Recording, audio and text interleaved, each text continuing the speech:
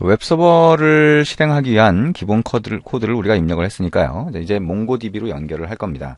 그럼 몽고DB로 연결을 하려면 웹서버에서 몽고DB 연결을 위한 몽고DB라고 하는 외장 모듈을 사용을 하게 돼요. 그래서 몽고DB 모듈을 설치하고 코드를 한번 입력을 해볼 겁니다.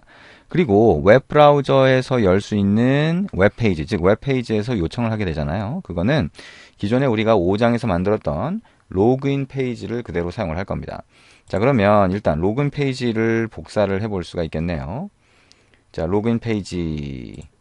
자, 기존에 만들었던 express example이라고 하는데 public이라는 폴더 안에 가보면 login2.html 있죠. 자, 요거를 복사해서 자, database example 안에 public 폴더 안에 갖다 놓고요. 그 다음에 login.html이라고 하는 이름으로 바꿉니다. 자, 이 login.html이라고 하는 파일을 열어보면 자, 이렇게 열어보면 되겠죠. 자, 그러면 로그인한다. 아이디하고 비밀번호를 요청 파라미터로 해서 전송을 하죠. 그래서 요청 패스가 /process/login이라고 하는 걸 알 수가 있습니다. 그러면 app.js에서 저 요청 패스를 처리할 수 있게 라우팅 함수를 추가하면 되겠네요. 라우팅 함수 추가하면서 이제 데이터베이스 처리를 할 겁니다. 자, 그러면 얘기한 것처럼 우리 몽고DB 연결을 하는데 그 전에 또 자, 우리 명령 프롬프트에서 데이터를 입력하고 조회할 수 있다고 했죠. 자, 그 방법을 이용해서 자, 우리가 자, 데이터를 한번 추가로 넣어 보도록 하겠습니다.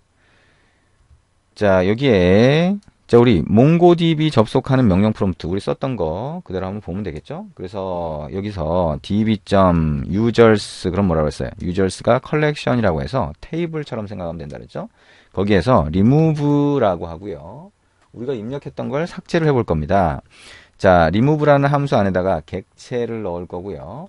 name이라고 하는 거에다가 슬래시라고 하고 자, 소녀 이렇게 한번 해보도록 하겠습니다. 그리고 중괄호, 소괄호 이렇게 하고 엔터를 치면 되겠죠. 자, 그러면 삭제가 됐는데 자, name이라고 하는 속성의 값이 소녀라고 하는 글자를 포함하고 있는 경우에 삭제를 하라는 겁니다.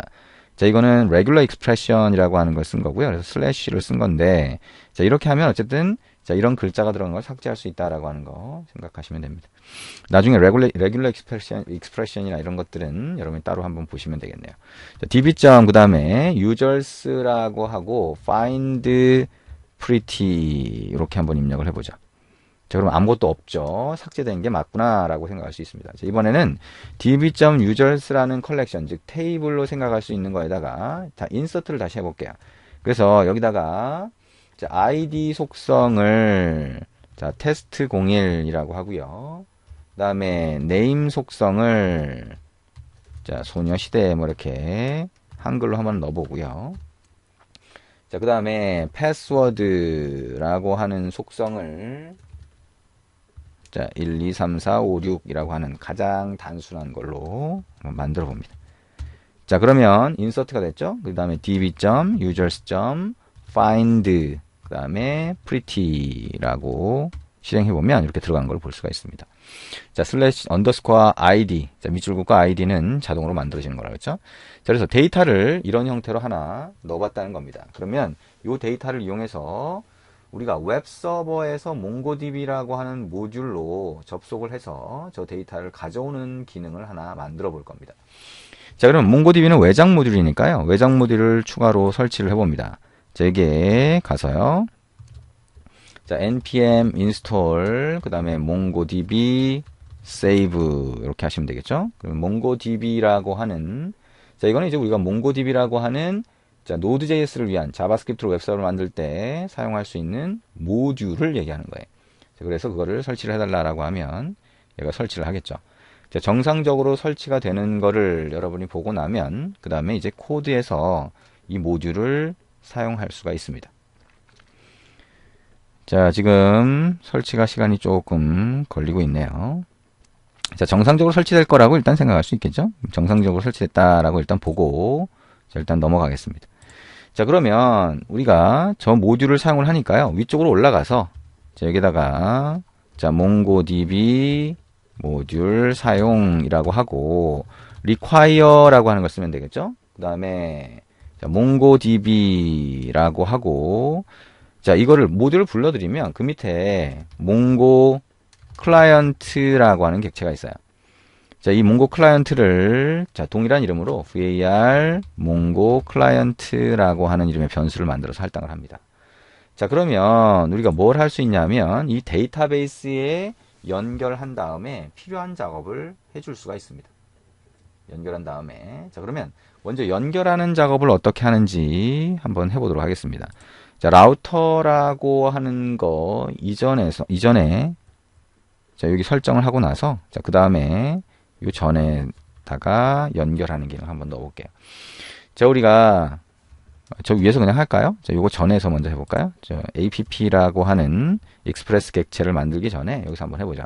자, var 데이터베이스라고 하는 변수를 선언을 하고 우리가 몽고DB를 연결하게 되면 객체를 참조할 수 있는데 데이터베이스 객체를 참조할 수 있는데 그거를 이 변수에 할당을 해볼 거예요.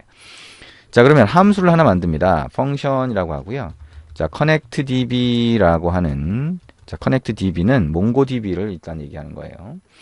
자, 이렇게 하고 일단 var 데이터베이스 url이라고 하는 변수를 만든 다음에 여기다가 몽고DB 땡땡 슬래시 로컬호스트 그 다음에 아까 우리가 27017이라고 하는 포트로 대기를 하고 있다라고 하는 걸 알고 있죠.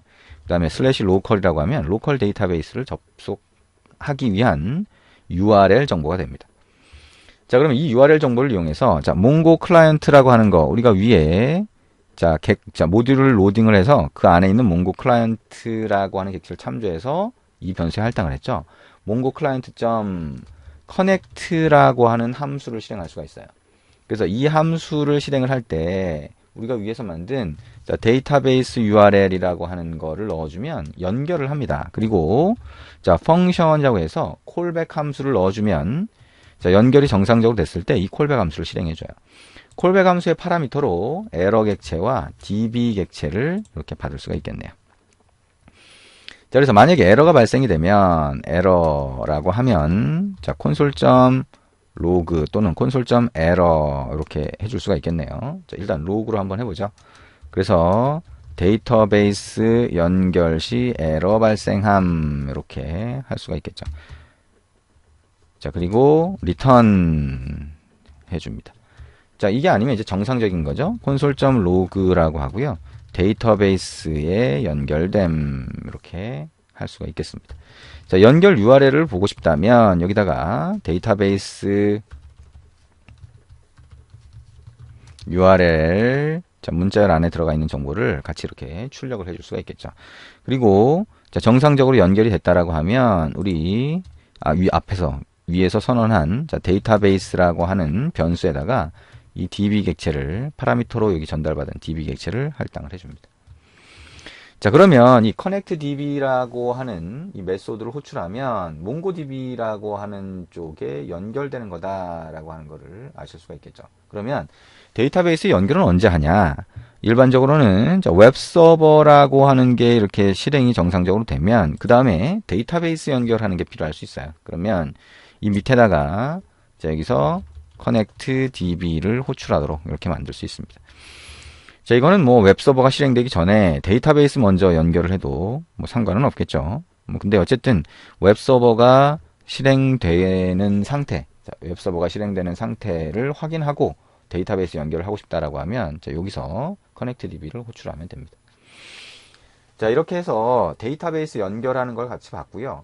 자, 그 다음에 우리가 자, 데이터베이스라고 하는 거를 이용해서 자, 로그인 기능을 하나 만들고 싶다라고 하면 자, 우리가 요청을 받는 라우팅 함수를 만들겠죠, 일단. 그죠? 그 다음에 그 라우팅 함수에서 호출해서 사용할 수 있는 함수를 별도로 만드는 게 좀 더 명확해집니다. 왜냐하면 데이터베이스를 처리하는 데 있어서는 에러가 발생할 수도 있고 막 그렇잖아요. 그러다 보니까 그거를 함수로 분리시켜서 그 결과를 별도로 받아서 처리할 수 있게 하는 게 훨씬 좋은 방법이라고 할 수 있어요. 왜냐하면 뭐 가장 큰 이유는 이 Node.js가 비동기 방식을 선호하기 때문이라고 할 수가 있죠. 왜냐하면 비동기 방식이라고 하면 우리가 이미 본 것처럼 자, 코드 안에 다시 코드가 들어가죠. 그죠? 자, 여기서 본 것처럼, 자, 커넥트라고 하는 걸 하게 되면, 여기서 커넥트 된 다음에 이 안에 게 호출이 되니까, 그 안에서 다시 이어서 다른 작업을 하게 되죠. 그러니까 코드 안에 다시 코드가 들어가는, 자, 어떤 메소드를 실행하고 나서 그 안에서 다시 메소드를 실행하는, 자, 그런 형태로 자꾸, 자, 요 깊이가 깊어지게 돼요. 그러니까 이거를, 깊이가 깊어지는 거를 일부를 함수로 분리시키면, 깊이가 깊어지는 게 좀 더 단순해지겠죠. 코드 형태가 단순해집니다. 그래서, 자, 그거를 별도의 함수로 분리하는 게 좋겠다라고 할 수 있습니다. 자, 그러면 잠깐 있다가 우리 자, 별도의 자, 로그인 함수를 만들고요. 그 다음에 그 로그인 함수를 호출하는 자, 라우팅 함수를 만들어 보도록 하겠습니다.